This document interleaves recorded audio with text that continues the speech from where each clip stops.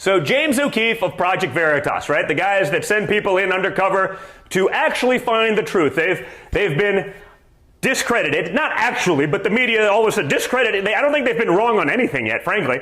But, constantly said they're discredited. That's why the media does their things, because journalists actually refuse to actually be journalists. Like, God forbid they do a job. God forbid they don't just rubber stamp the Democrat talking points, etc. Project Veritas released a video late last week showing a Pfizer scientific official saying that while the company wouldn't dare admit it publicly, they do mutate viruses.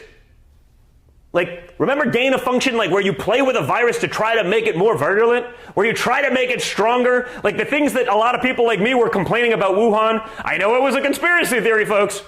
That maybe one of the deadliest pandemics in history, certainly in modern history or recent history, came from the lab that studies the exact virus in question. That got me and a few others that had the guts to say it branded conspiracy theorists. Well, like every conspiracy theorist, if you wait a couple of weeks, you'll be proven right. But there is literal video now of a Pfizer executive talking about this. And I believe Google kind of scrubbed that one real quickly. You can't see it. I mean, it's literally an executive from the company that many people have questioned. I mean, right, guys? Trust the big folks like Big Tobacco, because why would they create a product that would harm their users? I mean, who would possibly do that? What is this, like the 1980s? Like, are we still pretending that all of these people have our best intentions at heart? Watch the video for yourself. We'll talk about it.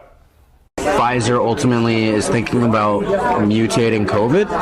Well, that is not what we say to the public. No, don't tell anyone that's going. You probably don't tell anyone. You probably don't tell anyone. We're exploring, like, no, you know how the virus keeps mutating? Yeah. Well, one of the things we're exploring is, like, why don't we just mutate it ourselves so we could create immediately develop new vaccines, right? So we have to do that. If we're going to do that, though, there's a risk of, like, as you could imagine, no one wants to be having a pharma company mutating viruses. It'd be, like, very controlled to make.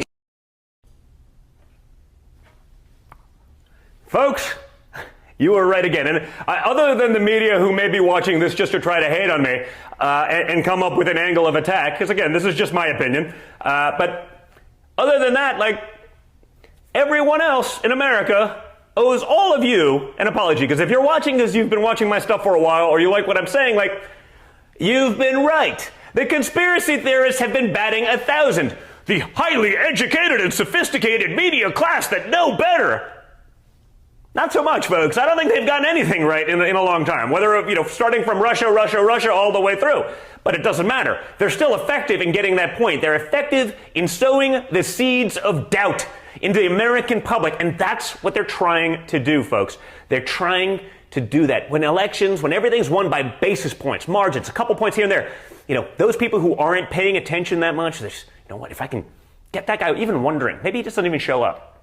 Right? Maybe that's what it is. So now there's a lesson here. If you work a boring job at a company that's maybe mutating viruses that could cause mass destruction, all the things we're really worried about, Russia doing, and a big part of, I think, why we're in Ukraine, I've read some really interesting threads about, like, sort of the labs that are over there. I'm not going to talk about them. I got to research it a little bit more, but, like, look at why else we may be in Ukraine and why maybe it's okay if we let other people kind of mutate viruses. And when the Russians do it, it's bioengineering. And when we do it, it's checking to make sure we're preventing pandemic, yada, yada, yada. If someone starts asking you questions, folks, at work that get you to divulge a lot of secrets, maybe it's a Project Veritas reporter. So the one thing that's nice, I can say that here without worrying about actually preventing real news from coming out. Because if you're watching this, you're probably not one of those people. But these guys have been right a long time. After this Pfizer employee was told that he was being recorded by Project Veritas, he freaked out. Like all people who were just kidding or totally innocent would do. Check it out. Let's see for yourself. Why are you doing Don't this? tell anybody. Someone who's just working at a company to literally help the public. You up. You really did. Please bring the cops as soon as possible. It was very unsafe. Can you please unlock your door? No, don't let them leave. Please unlock the door. What is going on here? Please unlock the door. Please unlock the door. Unlock the door. I mean, hey, guess what? You know what I love that guy say? He's feeling really unsafe right now. Really? You're feeling really unsafe? You know, I think there's a lot of people around the world feeling really unsafe that a clown like this guy is talking about mutating viruses working at one of the largest big pharma companies in the world. Now again, all I have to work with is this video. But it took Pfizer an awfully long time to say anything, and when they did, it wasn't really kind of a denial, in my opinion. It was sort of like, well, you know, we do this, but not really that much. I mean, what's a couple of mutations, right? I mean, folks, it takes one.